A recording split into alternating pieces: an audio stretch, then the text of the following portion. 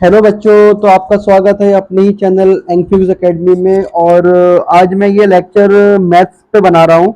और मैथ्स भी मैं आपको स्टार्ट कर रहा हूँ क्लास 7 की जो एनसीईआरटी की बुक है उससे। ठीक, तो सबसे पहला जो इसका चैप्टर है वो है इंटीजर्स।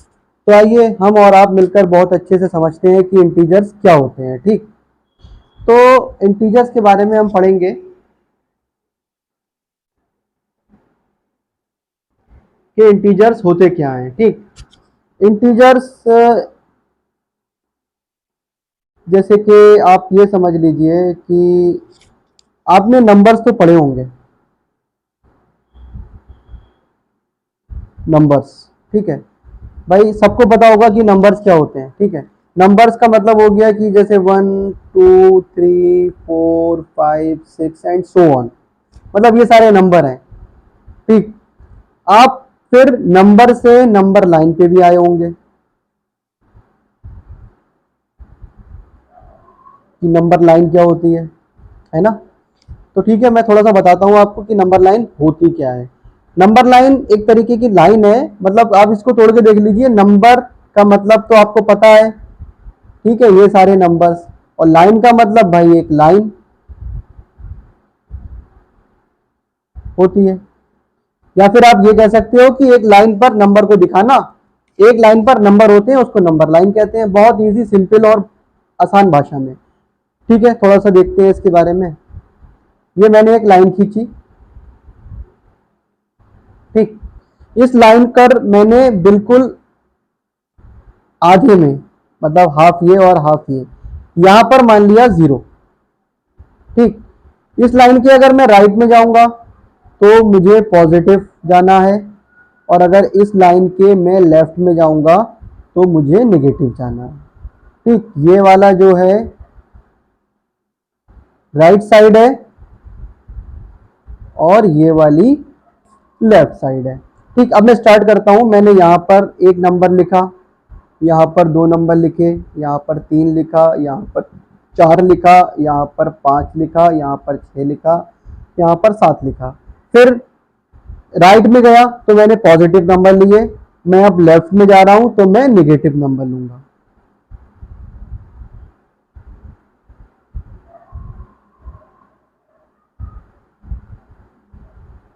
और -7। ठीक है, तो ये आपको समझ में आता होगा। ये क्या है? ये एक नंबर लाइन है। ठीक, ये क्या है? ये एक नंबर लाइन है। इस पर नंबर है, राइट में पॉजिटिव नंबर है और लेफ्ट में नेगेटिव नंबर है, और सेंट्रल पे क्या है? ये है 0 भाई। ठीक, तो ये मतलब कि एक लाइन पर जो भी नंबर हम दिखा रहे हैं, प्लस में या माइनस में, लेकिन वो क्या होना चाहिए? पूरे पूरे नंबर होना चाहिए। ठीक, तो यही सारे इंटीजर्स हैं, मतलब ये सारे क्या हैं?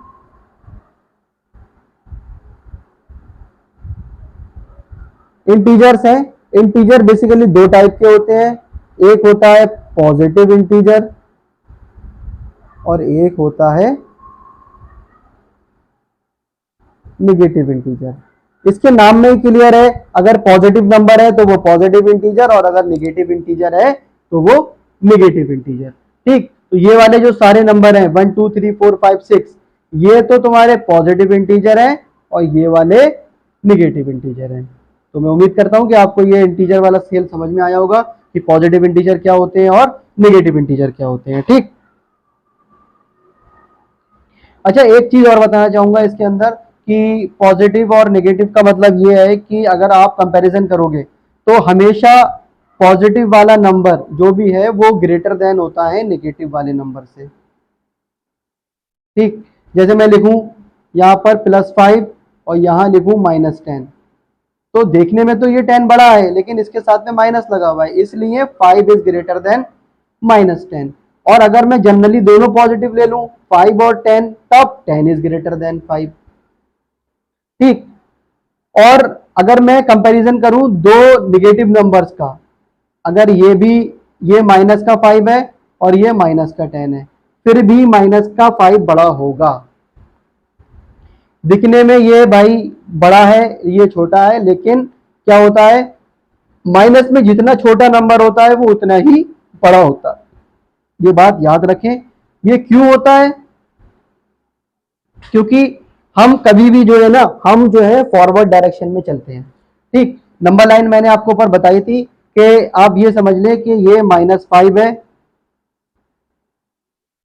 और आप कंपैरिजन करें -5 और -7 के बीच, तो -5 बड़ा होगा -7 से। क्यों? क्योंकि जब हम इधर फॉरवर्ड डायरेक्शन में बढ़ेंगे तो बढ़ते हुए, बढ़ने का मतलब है कि एक नंबर छोटा है, उसके बाद बड़ा है, उसके बाद और बड़ा है, उसके बाद और बड़ा है। क्यों? आप देखें, ये 0, 0 के बाद 1, 1 के बाद 2, 2 के बाद 3, 3 के बाद 4, 4 के बाद 5, 5 के बाद 6, 6 के बाद 7। इसी तरीके से जब हम -7 से बढ़ेंगे -5 की तरफ, तो -6 -7 से बड़ा, -6 -5। ठीक, तो इसी तरीके से ये दोनों में -6 बड़ा है, इन दोनों में -5 बड़ा है। ठीक, और -7 और -5 में -5 बड़ा है। तो बहुत छोटी सी बात है, आपको सिर्फ इतना याद रखना है कि जब नेगेटिव नंबर्स की कंपैरिजन होती है, कंपैरिजन का मतलब तुलना होती है, वो बता मतलब पूछा जाता है कि इनमें से कौन बड़ा है कौन छोटा है, तो माइनस में जितना छोटा होगा वो उतना ही बड़ा होगा। जब ये आप क्वेश्चन आगे करोगे, इनमें असेंडिंग और डिसेंडिंग का जो आगे सिलसिला शुरू होगा, जो क्वेश्चंस आपको मिलेंगे, तो उसमें ये बात याद रखना कि माइनस में जितना नंबर छोटा है वो उतना ही बड़ा होता है, और पॉजिटिव तो ऑलवेज ग्रेटर देन नेगेटिव, चाहे वो छोटा हो चाहे वो नंबर बड़ा हो। पॉजिटिव नंबर हमेशा बड़ा होता है नेगेटिव नंबर से, लेकिन जब हम दो नेगेटिव नंबर की बात करेंगे तो उनके केस में माइनस वाला नंबर अगर छोटा है तो वो बड़ा होगा, क्योंकि माइनस में जितना छोटा है वो उतना ही बड़ा है। ठीक, समझ में आया होगा आपके? थोड़ा सा और आगे बढ़ते हैं।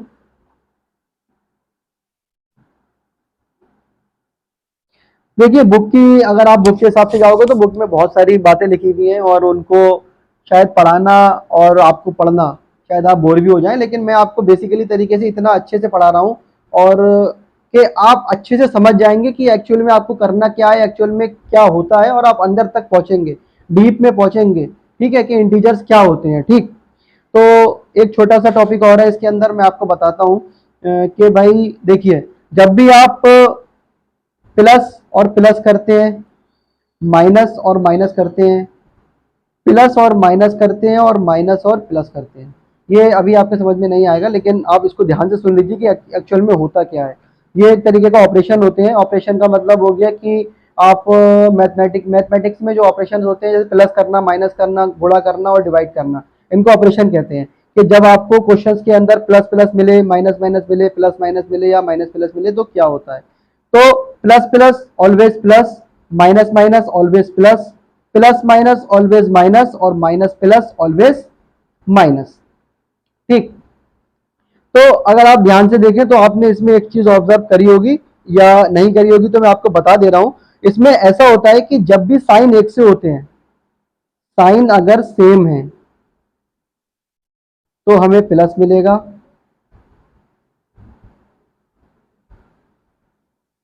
और साइन अगर डिफरेंट है तो हमें माइनस मिलेगा। देखिए, साइन एक से होने का मतलब है प्लस और प्लस, तो हमें क्या मिला? प्लस। साइन एक से होने का मतलब क्या है? माइनस और माइनस, तो हमें क्या मिला? प्लस। साइन अलग अलग होने का मतलब क्या है? प्लस और माइनस, मतलब एक प्लस और एक माइनस, तो हमें क्या मिला? माइनस। और साइन अलग होने का मतलब क्या है? एक माइनस और एक प्लस, तो हमें क्या मिला? माइनस। तो आप इसको तो भूल जाएं और इसको पकड़ लें। आपको दो बातें याद रखना है कि साइन अगर एक से होंगे तो प्लस होगा, साइन अगर अलग अलग होंगे तो माइनस होगा। ये बहुत छोटी सी बात है, लेकिन बड़े काम की बात है, और आपको आगे वाले क्लासेस में, आगे स्टैंडर्ड में भी बहुत काम आएगी। बहुत इंपॉर्टेंट बात है, ये आप याद रख लें। आप अपने दोस्तों से बार बार कहें कि भाई साइन एक से होंगे तो प्लस होगा, साइन अलग अलग होंगे तो माइनस होगा। रास्ते में चलते हुए जाएं तब भी ये बोलते हुए जाएं, साइन एक से होंगे तो प्लस होगा, साइन अलग अलग होंगे तो माइनस होगा। इसको रट लें, याद कर लें, दिमाग में किसी तरीके से घुसेड़ लें। ठीक, भूलने वाली चीज नहीं है, याद करने वाली चीज है।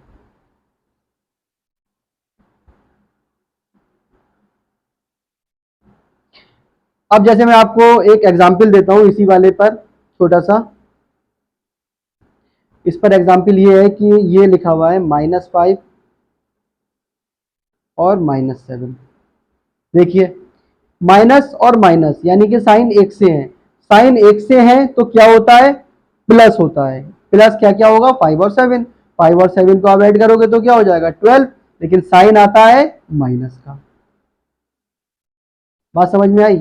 अब -5 प्लस 7, माइनस साइन -5 प्लस 7 यानी कि साइन अलग अलग है, साइन अलग अलग है तो क्या होगा, माइनस होगा। अब 5 में 7 तो जा नहीं सकते, तो 7 में से 5 जाएंगे, 7 में से 5 जाएंगे तो क्या बचेगा 2, और साइन किसका आता है, जो बड़ा होता है। बड़ा नंबर कौन सा है इनमें से, 7। 5 और 7 में कौन सा बड़ा है, 7, तो इसके साथ में प्लस का साइन है तो इसके साथ में भी प्लस का साइन है। और प्लस का साइन हम लगाएं या ना लगाएं वो कोई फर्क नहीं पड़ता। और एक चीज और याद रखें, अगर ये लिखा हुआ है -12, ये लिखा है +13 और ये लिखा है -8, तो मैं पूछूं कि ये 12 जो है 12, ये इसके साथ कौन सा साइन है, तो आप हमेशा इसके पहले वाला साइन देखोगे। मैं पूछूं 13, 13 का साइन क्या है, तो आप इसके पहले वाला साइन देखोगे। और अगर मैं पूछूं 8 तो आप इसके पहले वाला साइन देखोगे। तो ये 12 जो है ये नेगेटिव है, ये 13 जो है ये पॉजिटिव है, ये 8 जो है ये नेगेटिव है। तो ये बात भी बहुत याद रखने की चीज़ है। ठीक, एक क्वेश्चन और करते हैं इसमें का, जगह छोटी सी है यहाँ पर। अगर मैं यहाँ लिख देता कि 5 - 7,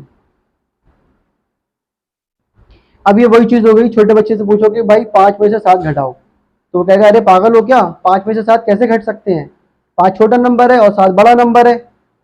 हमेशा हमें ये सिखाया जाता है कि बड़े में से छोटा नंबर घटता है, लेकिन आप तो पूछ रहे हो कि छोटे में से बड़ा नंबर घटाओ, हाउ इज इट पॉसिबल।